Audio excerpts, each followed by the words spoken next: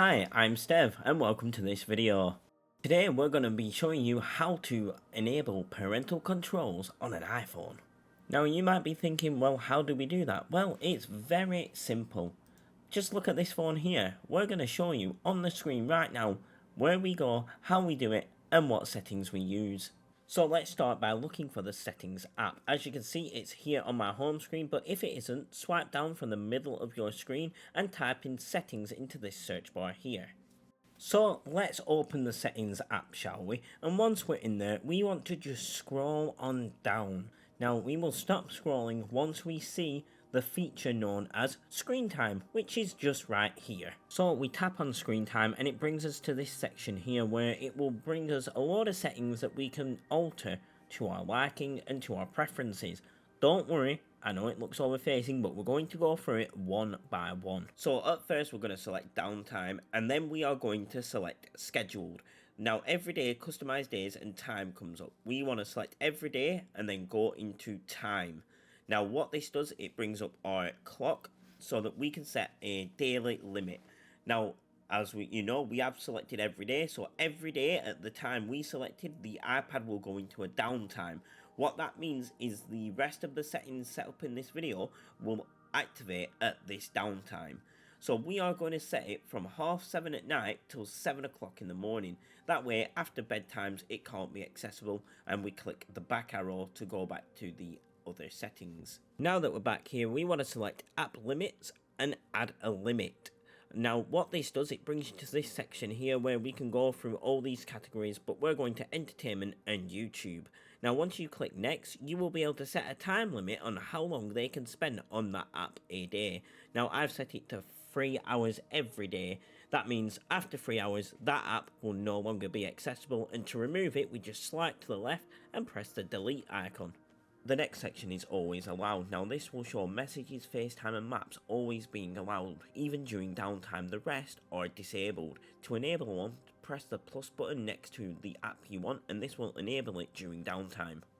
The next section is communication limits. So when we go into here, we will see during downtime, we want to select that and we can set whether we want everyone or specific contacts to be contacted during this time. The next section is communication safety. We want to enable the top button, which is communication safety, press OK, and then enable improved communication safety. Now there is view child safety resources if you do need to read up on more on what this does, but basically it blocks nudity and everything in photos that have been sent over. Our next section is content and privacy restrictions. We want to enable this by clicking this button here, and then we can move on now to iTunes and App Store purchases right here.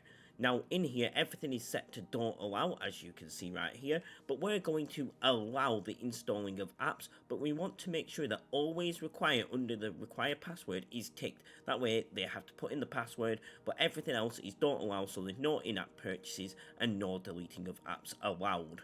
The next section is allowed apps and features. Now this is totally optional. This is up to the user who is setting up the phone whether to enable or disable a certain app, but there is no need to really do this.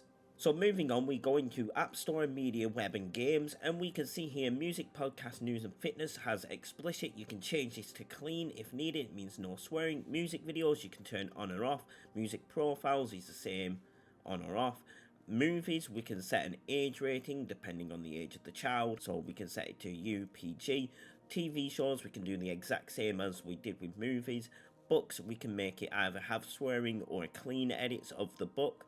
And apps, we can set an age rating, as you can see by this drop down here, of 4+, 9+, 13+, 16+, and 18+. Then we move on to app clips. You can either allow or don't allow these. Web content we have set as unrestricted right now, but you can either limit it to adult websites and you add the websites, or move on to only approved websites. Now if we tick this, as you can see right now, a list will form and you can add a website to that list, and when this is active, only those websites in that list will be able to be seen. Then we move on to adding friends. Now here, depending on whether you want them to be able to add friends online or not, we can either have it where they play multiplayer games with only their friends. We can say we don't want to add friends, and we can say we do not want them to connect with friends or screen recording. Now, this is a very big part of the multiplayer game system, so it is totally up to you, but I don't allow private messaging and privacy contact changes or avatar and nickname changes. These are the only ones I would not allow. Everything else, it is totally up to you whether to change or not.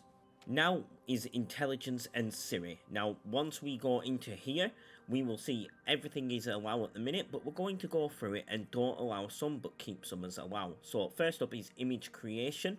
We go into here and we don't allow. Writing tools, we don't allow. And intelligence extensions, we don't allow. We are going to leave on Siri and dictation, but we are going to don't allow web search content.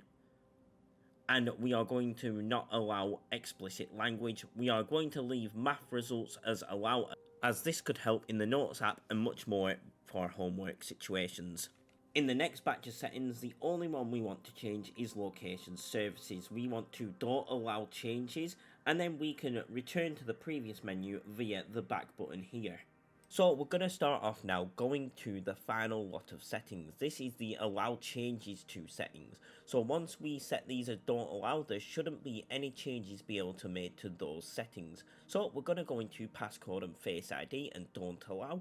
Accounts, don't allow. And mobile data, don't allow. We can skip the next 3 to 4 settings and move on down to TV provider. Once we're here, we don't allow, and then background app activity we don't allow. So no changes can now be made to those settings. So once all the settings are set up, we can now go down to the very bottom and click on lock screen time settings. It will ask you for a 4-digit password. Input any that you would remember. If you don't worry, it will take you to this screen here where you put in an email address, and if you forget that password, everything will be sent to this email address for recovery purposes. Now that you've entered this password will always be required to edit these settings. So if the password is unknown, no settings can be changed. So please do not leave the password somewhere where it can be easily seen or accessed. And if you're still unsure, then just leave a comment and we can help you find out what you need.